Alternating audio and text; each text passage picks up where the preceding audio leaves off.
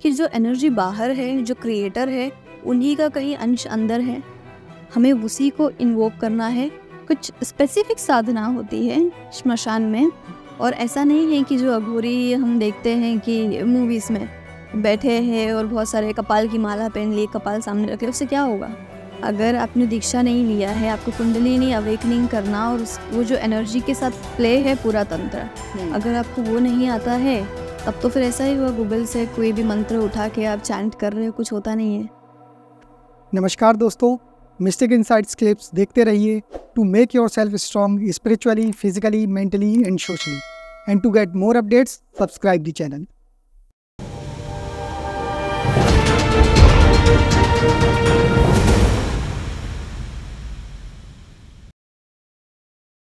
तो एक चीज़ ये बताइए, जैसे अभी आपने बताया कि नॉलेज होना चाहिए, मतलब वेदों का, मंत्रों का, तो जो यूज़ होता है तंत्र में, मंत्र भी यूज़ होते हैं, यंत्र भी यूज़ होते हैं, तो जो देवी देवताओं को बुलाने का आवाहन रहता है, उसके लिए सबसे इफेक्टिव क्या है? मतलब मंत्र या फिर जो एक ज्योमेट्रिकल स्ट्रक्चर यंत्र का बनाया जाता है वो?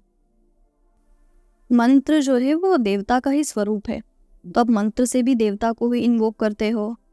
और अगर आप विग्रह है आपके सामने या फिर पिक्चर, आपको विजुअलाइजेशन के लिए, पर कुछ टाइम बाद में आपकी साधना में आपको विग्रह और पिक्चर्स की ज़रूरत नहीं पड़ती है, तब स्थापित करते हैं यंत्र। और मंत्र के यूज से अब यंत्र को एक्टिवेट करते हो। जो देवता की शक्ति है, वो ज्योमेट्रिकल फिगर जो है जिसको मंडला कहते हैं, उसमें अब देवता को इन्वोक करते हो, दोनों साथ में जाते हैं। जब देवता आवाहन किया जाता है, प्राण प्रतिष्ठा भी होती है, तो तांत्रिक कल्चर में एक बहुत सिस्टमैटिक प्रोसेस है जहाँ पे यंत्र भी यूज आएंगे, मंत्र भी है, आसन है, मुद्रा है, और एक बहुत एलैबोरेट प्रोसेस है। ओके, मतलब ये सब चीज़ें इफेक्टिव हैं और कहीं ना कहीं हर चीज़ का अपनी जगह यूज़ है। हर चीज़ का अपनी जगह यूज है। देखिए, तंत्र में भी दो मेजर डिस्ट्रीब्यूशन है, वाम और दक्षिण। तो दक्षिण तंत्र में भी आप देखेंगे तो जो वाम तंत्र है वो क्रिया प्रधान है और दक्षिण तंत्र भक्ति प्रधान है। तो आपके भक्ति को इन्वोक करते एक एक स्टेप, जैसे पंचभूत यूज करते हैं दक्षिणाचार में, जो एलैबोरेट कर्मकांड है, तो उसमें अब आपके अंदर जो एलिमेंट है, 5 एलिमेंट्स, उसको इन्वोक कर रहे हो।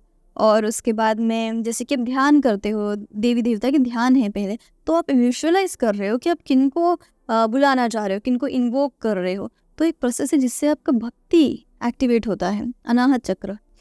और स्लोली बिना, जैसे कि वामाचार में क्रिया है, तो आप बहुत फोर्सफुली कुंडलिनी शक्ति इन्वोक करते हो, जो शक्ति आप में है। और दक्षिणाचार में बहुत स्लोली और ग्रेजुअली होता है, साधक को पता भी नहीं चलता है, और धीरे धीरे वो भक्ति डेवलप होती है। और जो कुंडलिनी एनर्जी है वो हायर चक्रास में जाती है।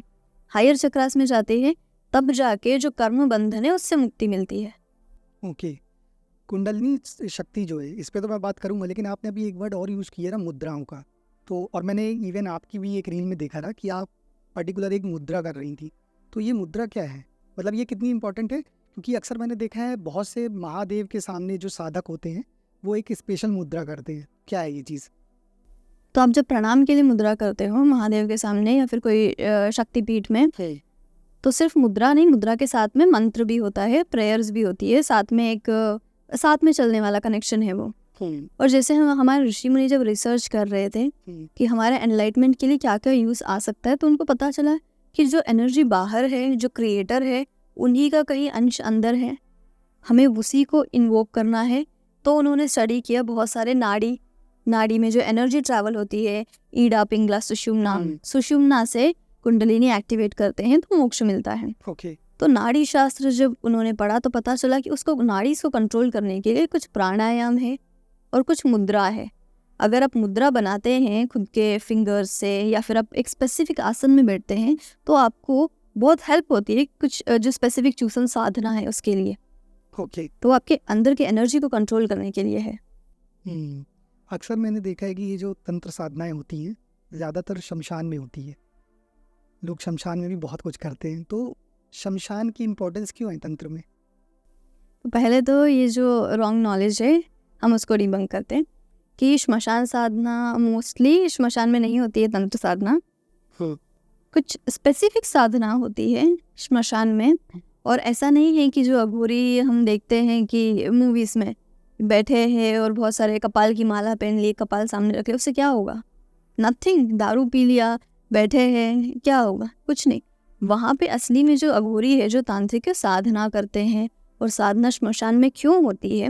क्योंकि देखिए, सबसे पहली बात तो वो श्मशान है, तो एक मेंटल टेंडेंसी ऑलरेडी जो हमारे मन में चलती है कि हम ये बॉडी है, वो चले जाती है वहाँ पे। जब देख रहे हैं कि बॉडी जल रही, तब तो कुछ है नहीं। सही बात। फिर जो डिज़ायर्स है इस बॉडी के लिए, जो भूख प्यास और बाकी सब चीज़ें हैं, लोगों इतना जो अपने डिज़ायर्स के पीछे भागे, इतने उन्होंने फाइनेंशियल एक धन अर्जित किया, और एक इतना बड़ा एक समाज में जो भी उनका एक पर्सनालिटी बनाए, वो सब तो ख़त्म होते हुए दिख रहा है। तो उसकी भी एक जो डिज़ायर और टेंशन चले जाती है। फिर उसके बाद में आपको डर लगता है कि ये ऐसी जगह है, यहाँ पे क्या क्या हो सकता है।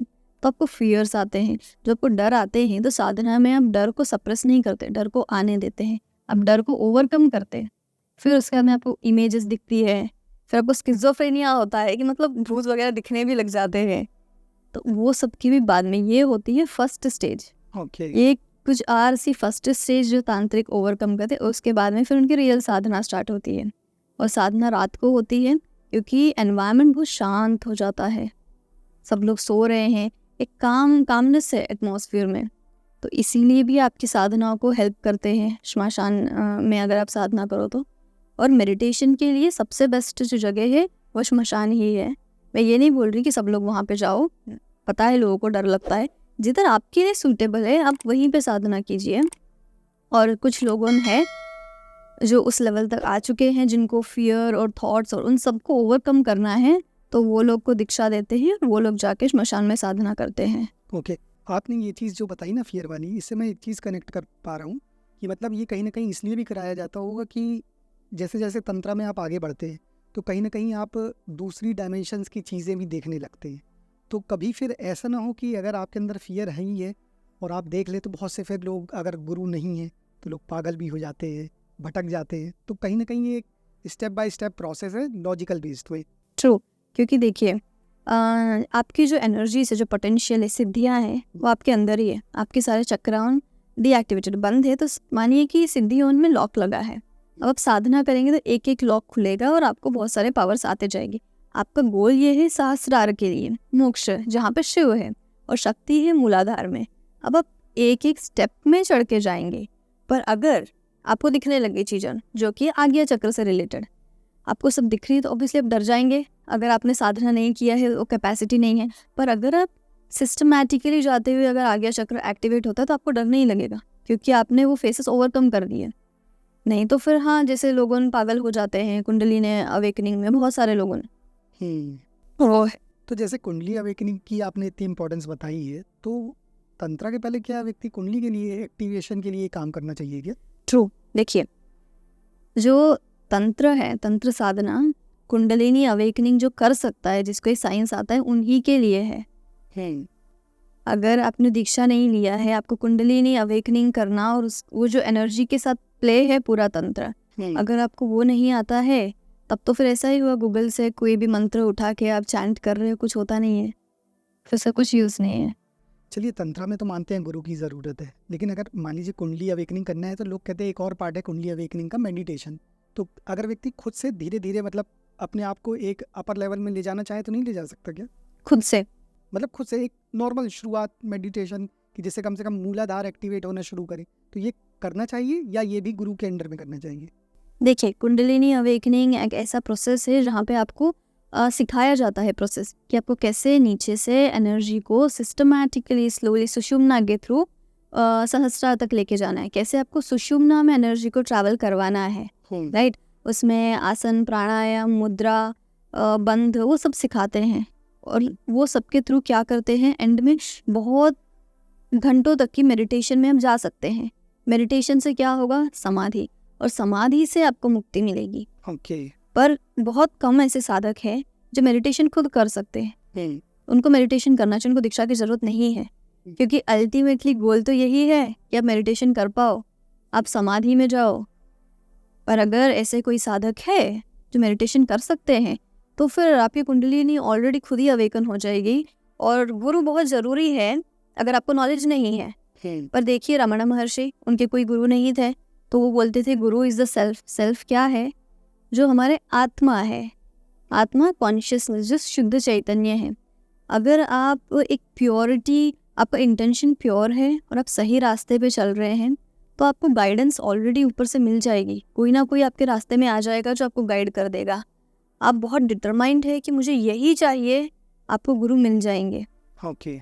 एक और स्टोरी मुझे याद है इसके लिए। जैसे कि लोगों बोलते हैं हमें मुक्ति चाहिए, हमें शक्ति चाहिए, हमको दीक्षा चाहिए, पर वो लोग डिटरमाइंड नहीं है। वो लोग इतने ज़्यादा क्या बोले उसको, डिज़ायर उनमें इतना ज़्यादा नहीं है। एक पर्सन था जो रोज़ साधु महाराज के पास जाता था। नदी के किनारे एक साधु महाराज बैठते थे। तो ये आदमी जाता है और बोलता है कि मुझे भगवान से मिलना है, मुझे भगवान से मिलना है, आप तो भगवान से मिले हो, आप मुझे मिला लो।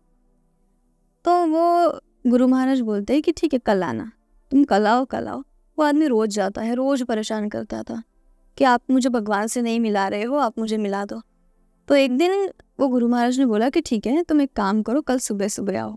ठीक है, तो आदमी सुबह सुबह गया और उन्होंने बोला कि अभी हमको पानी में जाके एक डुबकी लगानी पड़ेगी और फिर उसके बाद में मैं सारा रिचुअल स्टार्ट करूँगा, तुमको भगवान से मिलाता हूँ आज।